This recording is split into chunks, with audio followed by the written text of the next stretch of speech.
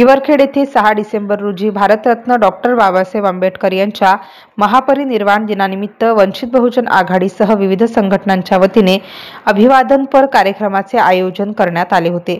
यावेळी सर्व वंचित बहुजन आघाडीचे सुनील इंगळे, डॉक्टर प्रशांत इंगळे, प्रकाश खोब्रागडे, मधुकर पोके, विनोद भोपळे, चॉम्प इंगळे, दीपक रायबोले, बाबूराव वाकोडे, नरेश बांगर, शांताराम कवडकार, राजू भाई, पावुद्दीन भाई, हिफाजत भाई, पवन भुडके, दिनेश इंगळे, सुशील इंगळे यांच्यासह शेकडो कार्यकर्त्यांनी बाबासाहेबांना अभिवादन केलं।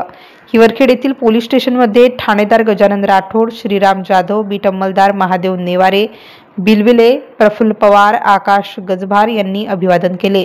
तर एसटी डेपो येथे सौ सुप्रियाताई इंगळेसह नागरिकांनी महामानवाला पुष्पहार अर्पण करून विनम्र अभिवादन केले।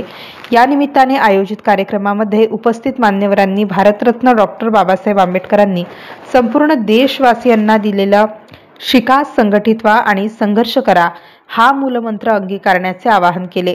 डॉक्टर बाबासाहेब आंबेडकर यांच्या महापरिनिर्वाण दिनानिमित्त हिवरखेड शहरातील विविध शाळा, बँका तसेच सर्वच शासकीय व निमशासकीय कार्यालयांमध्ये अभिवादनपर कार्यक्रमाचे आयोजन करण्यात आले होते। MCN न्यूज मराठीकरिता बाळासाहेब नेरकर, हिवरखेड।